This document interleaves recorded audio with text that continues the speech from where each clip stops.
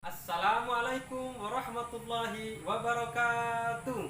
Selamat pagi dan salam sejahtera untuk kita semua. Bagaimana kabar anak-anakku semuanya? Semoga kalian dalam keadaan sehat walafiat. Jangan lupa, kalau kalian keluar rumah harus menggunakan masker karena saat ini dalam keadaan darurat COVID-19 atau yang dinamakan dengan virus corona. Baik anak-anakku semuanya, sebelum kita mulai belajar, anak-anak bisa mengisi absen dulu yang Bapak kirim linknya tadi melalui Google Classroom. Baik, kalau sudah, sebelum kita mulai pembelajaran, marilah kita berdoa menurut agama dan kepercayaan masing-masing. Berdoa mulai. Berdoa selesai.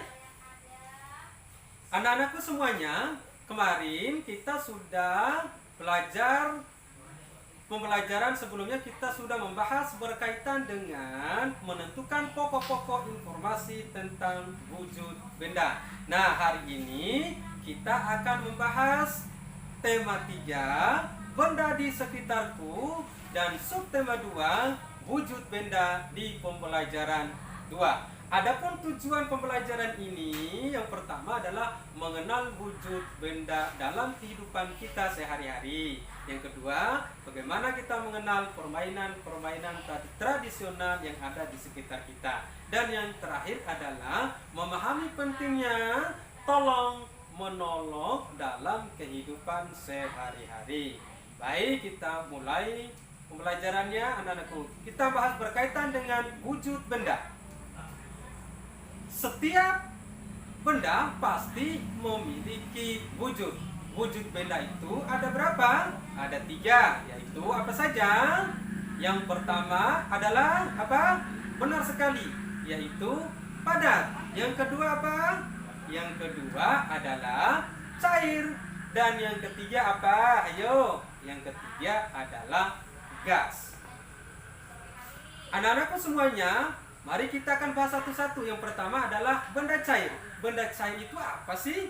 Benda cair itu adalah suatu benda yang berbentuk cair, yang mempunyai sifat mengalir, basah, bentuk tidak tetap, atau menyesuaikan dengan tempat yang ditempatinya, serta volumenya tetap. Adapun contoh benda cair yang ada di sekitar kita. Ayo, siapa yang tahu contoh benda cair? Yang pertama itu apa? Kita lihat sama-sama gambar yang ada di sampingnya Pak Guru. Yang pertama apa? Air.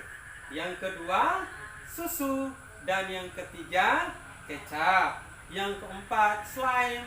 Dan kelima saus. Dan seterusnya adalah minyak goreng. Keenam contoh itu merupakan contoh benda cair. Namun masih banyak sekali contoh benda cair yang ada di sekitar kita. Nah, yang kedua kita bahas berkaitan dengan benda padat. Benda padat itu adalah apa sih? Benda padat adalah suatu benda yang berbentuk padat atau solid yang mempunyai sifat struktur yang kuat, erat dan kaku, tidak mudah berubah bentuk dan volumenya tetap. Adapun contoh benda padat di sekitar kita. Ayo, siapa yang tahu contoh benda padat yang ada di sekitar kita? Benar sekali. Benda padat itu banyak sekali yang ada di sekitar kita. Yang pertama, apa? Sekarang lihat gambar yang ada di sampingnya Pak Guru. Yang pertama adalah pensil, kedua sepeda, ketiga meja, ada yang keempat batang emas, yang kelima ada namanya besi, dan yang keenam ini yang tidak kalah pentingnya adalah alat-alat dapur yang sering kita jumpai di rumah. Nah, dapatkah kamu menyebutkan contoh lain yang ada di sekitarmu berkaitan dengan padat? Tentu banyak, nanti bisa dicari. Selanjutnya adalah kita akan membahas, ingatkah kamu wujud benda selain padat dan cair? Ayo, yang pertama tadi apa? Benda juga dapat berwujud gas. Nah, apa sih benda gas itu anak-anakku semuanya? Gas adalah benda yang berbentuk gas yang mempunyai sifat mengisi ruang mengalir dan berubah bentuk, namun berbeda dengan benda cair. Adapun contoh wujud gas di sekitar kita. Nah, tentu kalian sudah pernah melihat. Ayo lihat yang ada di sebelah kanannya Bapak. Apa aja itu anak-anakku semuanya? Yang pertama itu adalah asap, yang kedua adalah uap, yang ketiga itu adalah balon. Balon itu isinya adalah gas. Benda gas ada di mana-mana. Contohnya udara yang kita hirup. Setiap hari kita menghirup udara. Udara termasuk benda gas. Dapatkah kamu melihat bentuk udara? Ayo. Bentuk udara tidak dapat dilihat, namun udara hanya dapat dirasakan. Nah, sekarang coba amati gambar berikut. Contoh perubahan wujud yang ada di sekitarmu. Yang pertama adalah es batu. Es batu berubah menjadi air. Itu dinamakan proses apa? Ayo, ada yang tahu? Itu dinamakan dengan proses mencair. Yang kedua, air. Air berubah menjadi es batu. Itu dinamakan proses apa? Proses membeku. Dan yang ketiga, di situ ada air juga. Air berubah menjadi uap, dinamakan dengan proses menguap. Nah, berbicara dengan uap, pernahkah kalian melihat uap? Nah, tentu kalian sudah pernah melihat.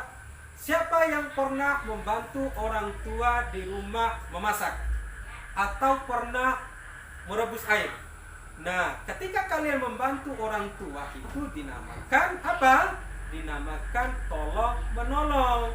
Nah, kita berbicara tolong menolong. Tolong menolong itu apa sih? Tolong menolong itu termasuk ke dalam sila kedua Pancasila, yaitu adalah kemanusiaan yang adil dan beradab. Sikap saling tolong menolong ini di lingkungan sekolah, adapun di lingkungan rumah. Nah, tentu kalian lihat ada gambar yang pernah Pak Guru lihat. Yang pertama adalah membersihkan kelas, kedua membantu pembangunan, yang ketiga adalah membersihkan halaman rumah, dan yang keempat membantu teman yang sedang kesusahan. Dalam gambar itu adalah teman lagi jatuh. Apa sih tolong menolong itu? Mengapa sih kita harus tolong menolong? Tolong menolong itu adalah merupakan sikap saling membantu untuk meringankan beban, penderitaan maupun kesulitan yang dimana sedang dialami oleh orang lain dengan melakukan sesuatu. Tolong menolong juga dapat diartikan sebagai suatu tindakan yang bertujuan untuk menghasilkan keuntungan pihak lain. Pada saat kamu lakukan tolong menolong, tentu ada gerakan. Gerakan-gerakan yang kamu lakukan itu sudah termasuk ke dalam gerakan apa? Pernah kamu tahu? Yaitu gerakan manipulatif. Apa itu gerakan manipulatif, anak-anakku semuanya? Yuk simak penjelasan berikut. Di situ ada namanya memantulkan bola.